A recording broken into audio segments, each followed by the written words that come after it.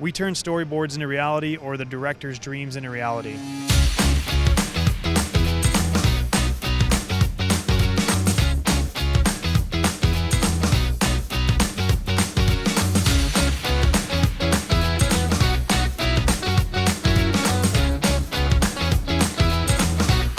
I'm an aerial coordinator and motion picture stunt pilot.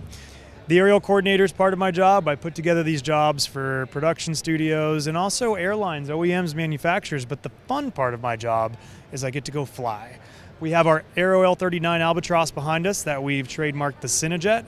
We also have this beautiful Phenom 300 camera jet that I get to fly, and this stunning H125. This particular helicopter owned by my friend Nick from Savage Aviation. And what we have on the front of all of these aircraft are gimbals that stabilize the camera and lens so that camera operators who fly with me can formulate the shot and make an image. If I don't put the aircraft in the right place, he doesn't have a shot. If he's not doing his job, then it's pointless for me to do what I'm doing.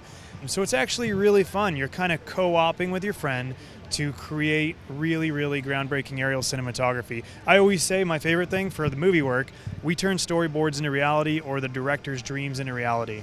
And the best compliment we ever get is when something looks fake and it's actually real. That means we've done something new, different, or groundbreaking.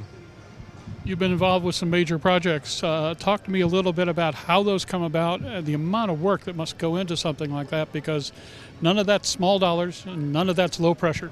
That's true. Well, we did work on a really small movie called Top Gun Maverick. You might have heard of it. That movie did quite well, and I can tell you why it did quite well. Is because our director, Joe Kosinski, and Tom Cruise were insistent that there always had to be an aircraft in lens. They wanted everything authentic, everything real. We were never allowed to just shoot sky and put an airplane in. So to your point, the amount of work that goes into that, I prepped Top Gun Maverick for months. I was on the movie for about a year from start to finish, and we used all of these platforms you see behind me to help create those shots. We always say, prep hard, shoot easy, and man, did we prep hard. And not that the shoot was easy, but I can say it was rewarding and challenging and just as much fun to film it as it was to watch it. At the same time, I've seen you've been involved in quite a bit of commercial work, and everybody's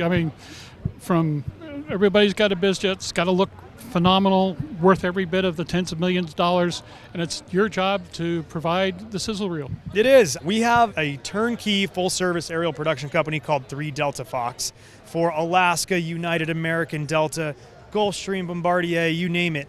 That is our branch, our wing of our company where we're hired and we deliver a turnkey product. We bring in the right crew, the right equipment, we color it, we make the footage exactly how the customer wants. So when we're not doing movie work, we do OEMs, manufacturers, and airlines. And likely when you fly in an airline, if you see air-to-air shots, that's from our company.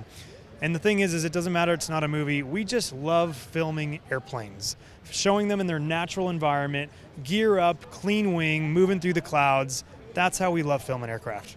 How'd you get into this? You say your father brought you into this? He did. I'm a 3rd-generation aviator, 2nd-generation stunt pilot, motion picture pilot. As a young kid, I grew up wanting to be just like my dad. I idolized him. I idolized Clay Lacey. My passion is mixing filmmaking with aviation, and it's all I've ever wanted to do. However, I did lots of other great jobs to build time and experience. Charter pilot, medical pilot, news helicopter pilot, you name it, and I loved all of them, and I got to work with great people and great companies.